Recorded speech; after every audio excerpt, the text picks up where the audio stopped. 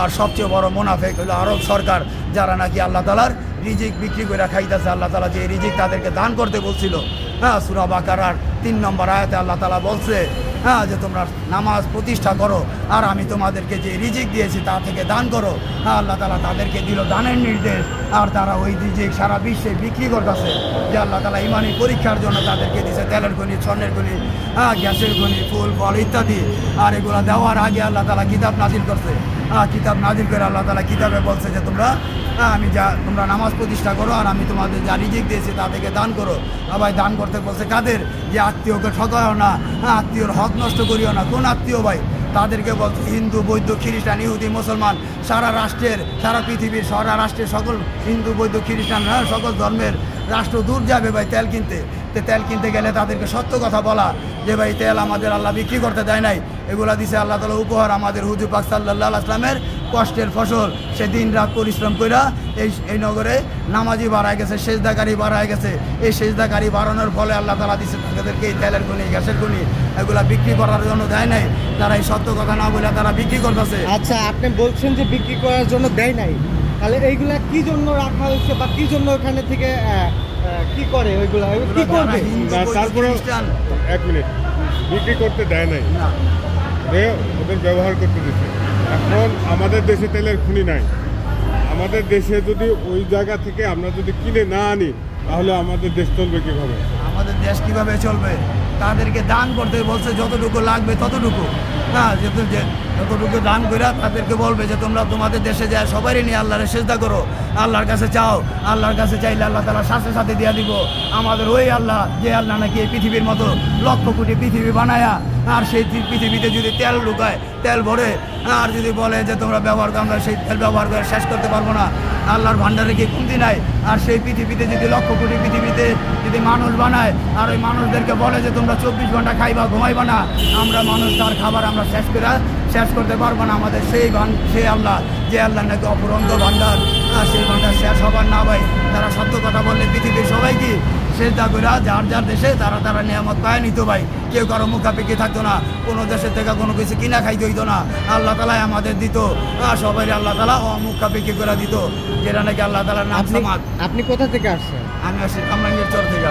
কামরাঙ্গীর চর থেকে আসার মানে মূল উদ্দেশ্যটা কি আমাদের বলেন? মূল উদ্দেশ্য যে আল্লাহ তাআলা সেজদাকারী বাড়ান। আমাদের দেশে 95% মুসলমান। আমাদের দেশে যদি নামাজ বাধ্যতামূলক হয়, মুসলমানরা যদি সেজদা দেয়, তাহলে আমাদের দেশেও সেই উৎপাদন দিবে, তেলের খনি, গ্যাসের খনি, স্বর্ণের খনি, যা লাগবে আল্লাহ তাআলা তা দিবে। কিন্তু আমাদের দেশে দিলে আমরা বিক্রি করা যাবে না, আমাদের দান করতে হবে। যেটা আল্লাহ তাআলা বলছে যে দানে বাড়ে কমে না। আমাদের আল্লাহ তাআলা দান করতে বলছে মুসলমানদের, বিক্রি করতে বলে না। দুনিয়ায় ব্যবসার জায়গা না, দুনিয়া এলো কি একদিন উপকার করতে বলছে আল্লাহ তাআলা, আর আল্লাহর সাথে সম্পর্ক করে দিতে বলছে। দুনিয়া এলো সেই জায়গা, আল্লাহর সাথে সম্পর্ক করে দেওয়ার জায়গা। হ্যাঁ, আল্লাহর সাথে সম্পর্ক করার জায়গা। মুসলমানের কাজ কি? নবীওয়ালা দায়িত্ব আমাদের। ইসলাম ধর্মে কি আমরা সবাই নেতা, কেউ কারো কর্মী না, কোনো ব্যক্তির কর্মী না। কারণ এখন যার যার ভাষায় কোরআন, নাকি বা এখন যে কোনো দেশের ভাষায় কোরআনের তাফসির আছে। আর আমি যদি বলি আমি আল্লাহ তাআলার বড় ওলি, দেখি আমি সবচেয়ে বড় মিথ্যাবাদী। কারণ কার ইবাদত কবুল হয় না হয় এটা কেউ বলতে পারে না। তে ভাই ইসলামে আছে কি শিক্ষক, যে আল্লাহ তাআলার কোরআন পড়তে বলছে, যে বাংলা পড়ায় বাংলা শিক্ষক, আরবি পড়ায় আরবি, আর যে ইংরেজি পড়ায় সে ইংরেজি শিক্ষক। আর আল্লাহ তাআলা আমাদের কিতাব অর্থ বুঝা পড়তে বলছে, মানে যার যার মাতৃভাষায় বুঝা পড়া। ভাই আমরা যে নেতার কাজ কি? দল গঠন করা। দল গঠন ছাড়া কিন্তু ভাই নেতা হওয়া যায় না। আমাদের দল এক আল্লাহর ইবাদত, নামাজ পড়া, নামাজের দাওয়াত দেওয়া মুসলমানদের, আর হিন্দু, বৌদ্ধ, খ্রিস্টান, ইহুদি, নাসারাদের কিতাবের দাওয়াত দেওয়া, কোরআনের, তাদেরকে সালাম দেওয়া, তাদের সাথে উত্তম ব্যবহার করা, আর শান্তির বাণী প্রচার করা। তো ভাই বর্তমানে এক শ্রেণীর আলেম সমাজ তাদেরকে সালাম দিতে না বলে। আল্লাহ তাআলা তাদেরকে হেদায়েত দান করুক, আমিন। ভাই কেন তাদেরকে সালাম দেওয়া যাবে না? আল্লাহ তাআলার কাছে তো তার দরখাস্ত জানায় নাই যে আমাদের হিন্দু, বৌদ্ধ, খ্রিস্টান বানাও না। ভাই আমরা মুসলমানরা আল্লাহর কাছে দরখাস্ত জানাইছি যে আল্লাহ আমাদের। বাংলাদেশে ইসলামিক কিছু দল আছে, আপনার কি মনে হয় যে বাংলাদেশের মধ্যে যেই কটা ইসলামিক দল আছে এর মধ্যে কোন দলটা আসলে পরিপূর্ণ ইসলামিক দল? কোন দল ইসলামিক বলে? কেউই তো নামাজ প্রতিষ্ঠার কথা বলে না। এই যে ডাক্তার ইউনূস সাহেব বলতেছে সংবিধান লাগবে। আমাদের 95% মুসলমান, কেউ বলে না যে নামাজটা প্রতিষ্ঠা করেন। তাহলে আল্লাহ দল বলবেন কোনটা সঠিক? আল্লাহর দল তো সেই আল্লাহ বলছে নামাজ প্রতিষ্ঠা করে, সেটাই সবচেয়ে বড় মানব সভা। নাকি পৃথিবীতে ওই দেশের ওই জাতির ভাগ্য পরিবর্তন করে দিবে আল্লাহ তাআলা নামাজ প্রতিষ্ঠা করলে, আর তারা নামাজ প্রতিষ্ঠাই করে না। তাহলে আপনি কোন দলের সঠিক বলবেন? আমি তো কোনো দলই দেখি না সঠিক। যেটা সঠিক দল, সবাই ক্ষমতা চায়। ক্ষমতা চাওয়া মানে কি? হ্যাঁ দুনিয়া চাওয়া, দুনিয়া চাইতে বলে না, আল্লাহ বলছে আগে নামাজ প্রতিষ্ঠা করা আমারে ভালোবাসলে, হ্যাঁ তাহলে কি পুরো মানব জাতির সেবা করা হইব, নামাজ প্রতিষ্ঠা করলে আল্লাহ তাহলে তাআলা আপনি কি নতুন নিয়ামত দিবেন। বলতেছেন যে বাংলাদেশে যে কটা ইসলামিক দল আছে এটা একটাও পরিপূর্ণ ইসলামিক একটাও দল না? সঠিক না, একটাও সঠিক না, আমি সঠিকভাবে বলতেছি। কারণ তারা নামাজ প্রতিষ্ঠার কথা বলে না, বলে আমরা ক্ষমতা যায় নামাজ প্রতিষ্ঠা করুন। আরে আল্লাহ ক্ষমতা দিলেছে না, তুমি ক্ষমতা যাবা, ক্ষমতা দেওয়ার মালিক কে?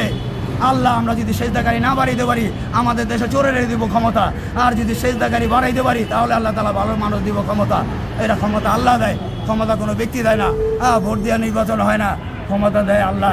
আল্লাহ প্রদত্তভাবে যারা ক্ষমতা দিব সেই ক্ষমতার মালিক ইনশাল্লাহ। আচ্ছা তাহলে বাংলাদেশে যদি ইসলাম প্রতিষ্ঠা করতে হয় তাহলে কি করতে হবে? আগে নামাজটা প্রতিষ্ঠা করতে হবে রাষ্ট্রীয়ভাবে মুসলমানদের জন্য, হিন্দু বৌদ্ধ খ্রিস্টানদের না।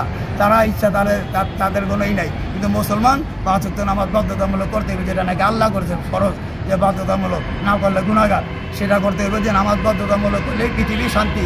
আমাদের দেশে 95% মুসলমান, আমাদের জায়গা থেকে আরও মানুষ করব যদি আমাদের দেশে আল্লাহ তাআলা সেই গুপ্তধন দেয়, রহমত বরকত দেয়। আর আল্লাহ তাআলা এই গুপ্তধন রাখছেই সেই দেয়, যেটা নাকি আরবরা বলে না। আরবরা বলে নামাজ জান্নাতের চাবি, না ভাই নামাজ হলো দুনিয়ার গুপ্তধনের চাবি। কিন্তু প্রতিষ্ঠা করা, বেশিরভাগ সেজদাকারী হওয়া, তাহলে আল্লাহ তাআলা ওই দেশে দিবে, নাইলে দিবে না।